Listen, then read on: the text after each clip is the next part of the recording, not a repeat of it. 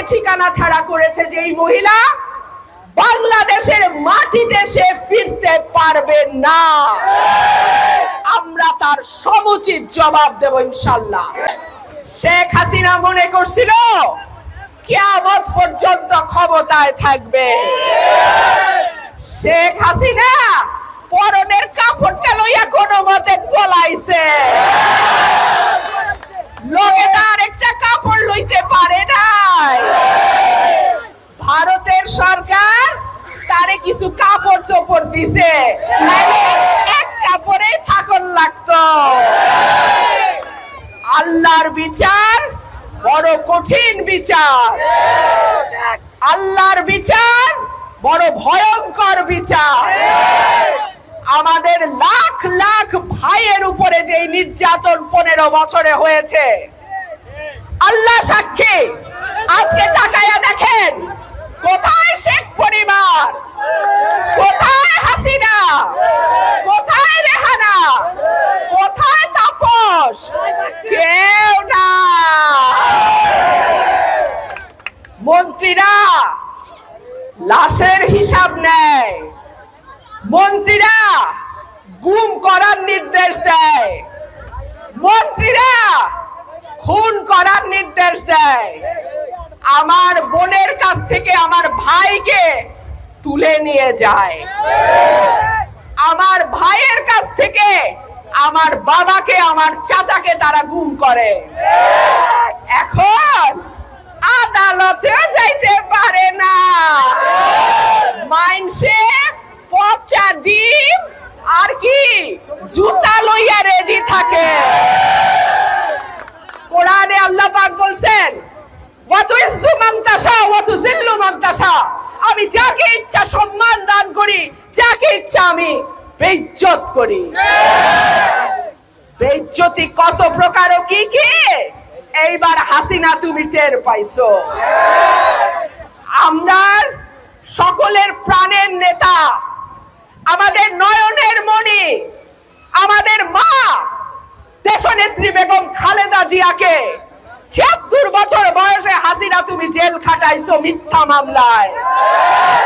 আমাদের মাকে তুমি বাড়ি ছাড়া করছো, ঠিকানা ছাড়া করছো হাসিনা। বাংলাদেশের মাটিতে তোমার আর জায়গা হবে না। ৭৬ বছর বয়সে পলাইছো তো শ্বশুর বাড়ি। আল্লাহ করে যেন কবরটাও তোমার বাংলাদেশে না হয়। আমার মা, আমাদের মাকে ঠিকানা ছাড়া করেছে যেই মহিলা, বাংলাদেশের মাটিতে সে ফিরতে পারবে না। আমরা তার সমুচিত জবাব দেব ইনশাআল্লাহ। আমরা ধৈর্য ধরছি, একদিন না, 2 দিন না, 15 বছর আমরা ধৈর্য ধরছি। আল্লাহ তাআলা বলছেন, সবর করো বান্দা, তুমি সবর করো। আমরা সবর করছি, আমরা ধৈর্য ধরছি। ইনশাআল্লাহ আপনাদের ভোটে, জনগণের ভোটে ধানের শীষ আগামীতে রাষ্ট্র ক্ষমতায় যাবে ইনশাআল্লাহ।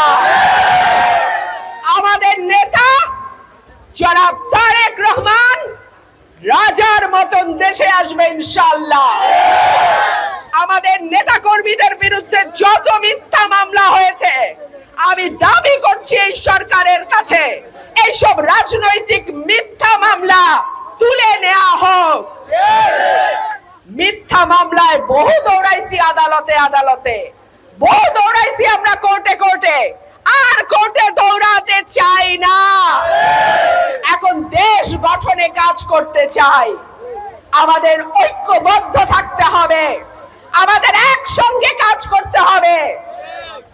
দলে অনেক বড় দল, অনেক মানুষ এই দলের সঙ্গে আছে, সকলেরই নেতা হওয়ার ইচ্ছা থাকে, তবে নেতা তৈরি করে আল্লাহ, এবং যাকে ইচ্ছা তাকে তৈরি করে। সুতরাং দল যাকে মনোনয়ন দেবে ইনশাআল্লাহ আমরা ঐক্যবদ্ধভাবে তার জন্যই কাজ করব। ওয়াদা